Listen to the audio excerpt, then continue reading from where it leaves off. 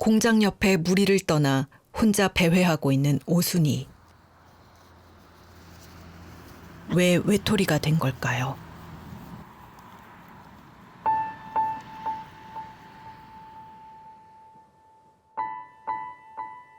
무리가 있는 공장지대 반대편 숲으로 들어갑니다.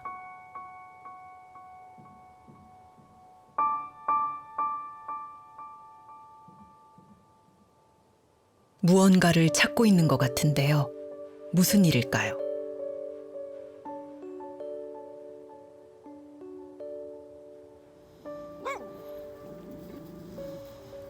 제작진이 다가가자 경계를 하며 이빨을 드러내는 오순이. 바로 이 녀석들 때문인데요. 오순이는 지난 겨울 한파 속에서 강아지 3마리를 낳았습니다.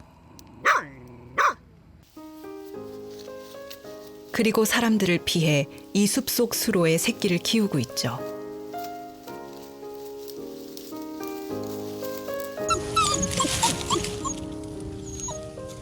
어미인 오순이는 자신이 없을 때는 새끼들이 수로를 나오지 않도록 교육을 시킵니다.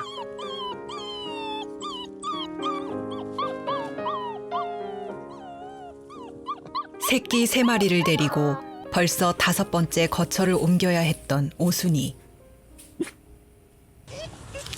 새끼 안전을 지키느라 제작진을 보자마자 안절부절입니다.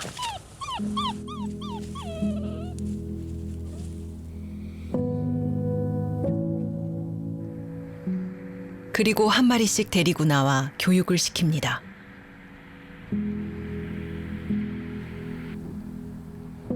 새끼들은 사람들과 관계를 맺는 법 대신 야생에서 살아남는 법을 배웁니다.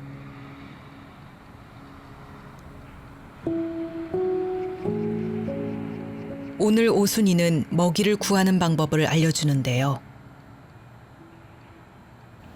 길 건너편 공장에서 먹이를 구하는 것입니다.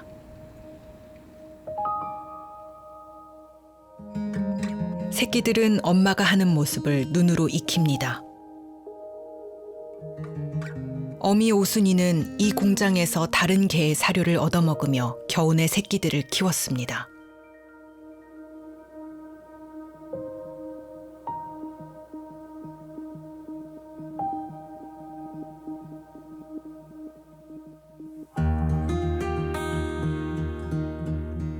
어미의 젖을 먹으며 저 건너편에 먹이가 있다는 것을 배우지 않을까요?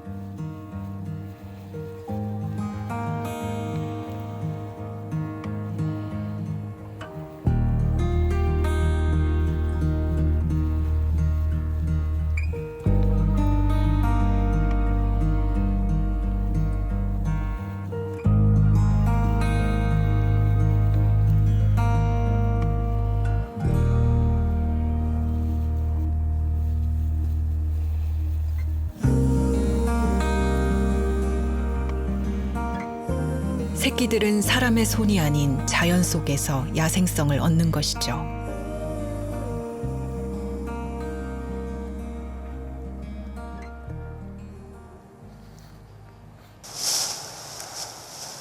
수로 주변에서 위협을 감지한 오순이. 또다시 안전한 장소를 찾아 새끼를 옮겼습니다.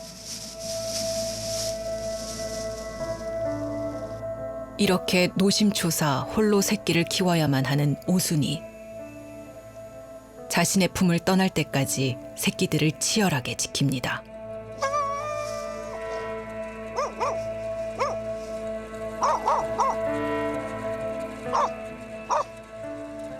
새끼들은 이런 어미의 모습을 보며 야생 들개가 되어갈 것입니다.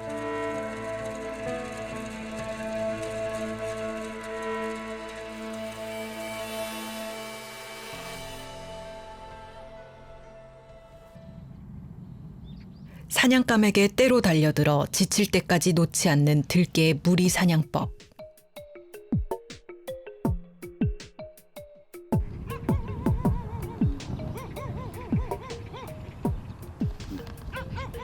이 무리의 최고 우두머리인 어미개인데요. 어미가 신호를 보내자 논두렁에서 있던 개들이 일사불란하게 움직입니다.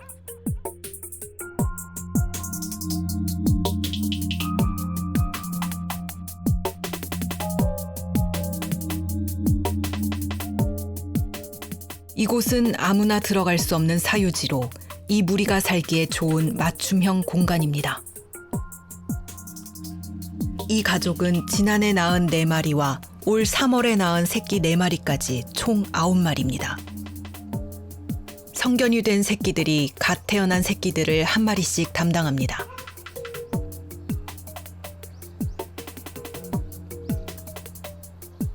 어미와 다 큰 새끼들은 어린 새끼들과 멀리 떨어진 곳에서 놀거나 사냥합니다.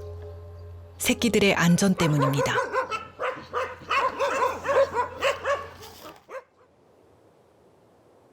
개는 늑대에서 왔습니다. 객과의 동물이 대개 그렇듯 철저한 암컷 중심의 모계 사회를 이룹니다. 이런 야생의 늑대를 길들인 건 사람이었습니다. 하지만 또다시 사람에게 버려져 늑대의 본성으로 돌아가고 있는 들개들.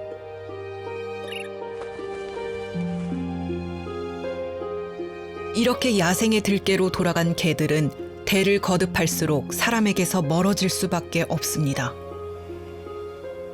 새끼를 숨겨두고 오늘도 사냥을 나선 어미와 성견이 된 새끼들. 이 어린 새끼들도 성장하면 들개가 될 것입니다.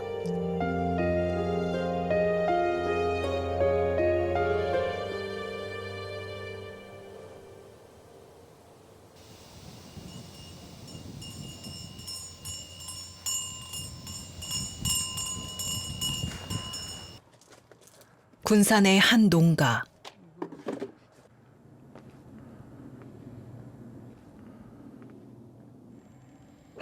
가까이 다가오자 백구들은 꼬리를 신나게 흔들며 반깁니다. 생각해 보세요. 그 눈망울이 배고파서 그 밥 달라고 온 중생 그 눈망울을 쳐다보면 그 웬만한 강심장이 아니면 그거 못 견뎌요. 사실 스님이 키우는 개들이 아닙니다. 들개입니다. 지난 겨울 먹이를 주면서 인연은 시작됐죠. 저게 새끼들 낳기 시작하면 개가 1년에 2번 낳는데 이거 100만에 도는 건 순간이라니까 이거. 이거 어떻게 그걸 어떻게 내가 하겠어요.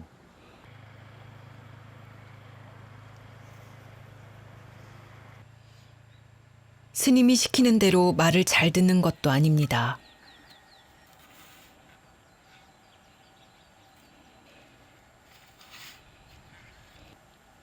어쩌면 편안하게 먹이를 구하기 위해 이곳에 머물러 있는 건지도 모르는데요. 백구야, 이리 와봐. 이리 와봐. 백구야, 이리 와봐.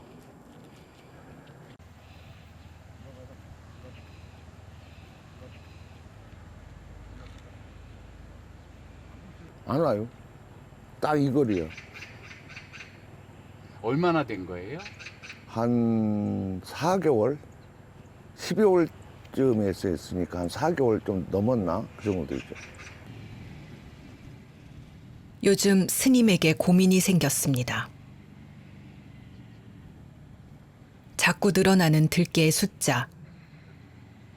거기에 감당하기 어려운 사료 비용까지. 배고프니까 밥 얻어먹으러 왔었어요. 그래서 밥을 주었죠. 좀 있으니까 새끼를 다 데리고 와버린 거예요, 또 어디서. 좀 농사철이 돼가지고, 이 감자 같은 거 좀 심어요. 그걸 다 파헤쳐. 저 호스 같은 거 있잖아, 물호스. 다 물을 뜯어가지고 물 다 새버려. 근데 만약에 저 자들이 성장을 해가지고, 노인네들이나 분야자들을 공격했다는 이거 보통 일 아니게 생겼어요. 실제로 들개는 인적이 뜸한 밤에 주로 활동을 시작합니다.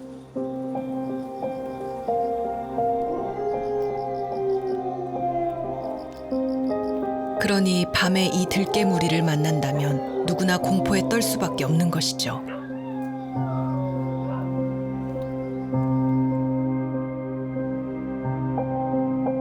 결국 결단을 내렸습니다.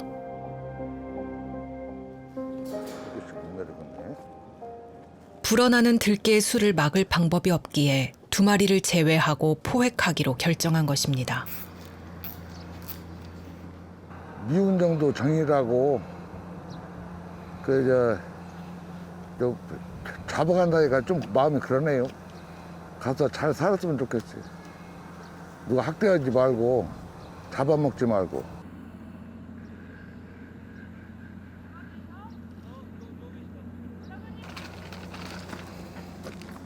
들깨가 좋아하는 고기로 유인해 볼 생각입니다.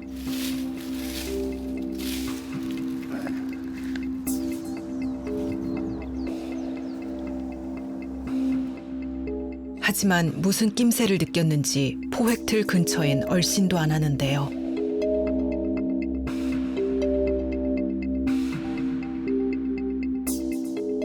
결국 스님이 나섰습니다.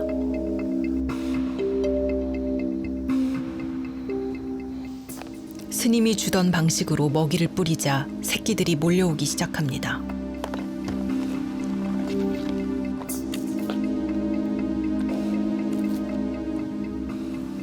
그러자 어미도 다가오는데요.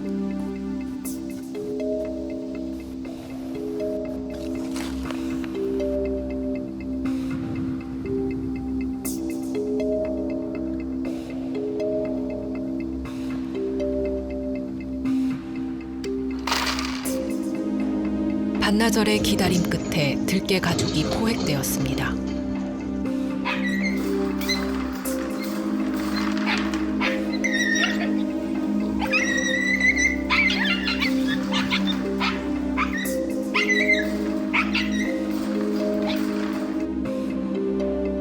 이들의 운명은 어찌 되는 걸까요? 잘 가.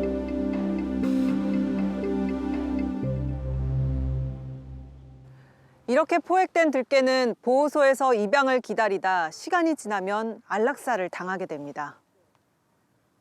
결국 사람들에게 아낌없는 사랑을 주고 위안을 주던 반려견은 버림받아 죽거나 야생에서 들깨가 되는 것이죠.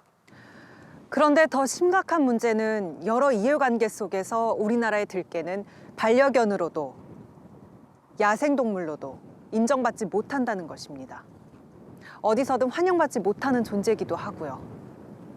과연 이 문제를 해결할 방법이 있는 것일까요? 있다면 무엇일까요?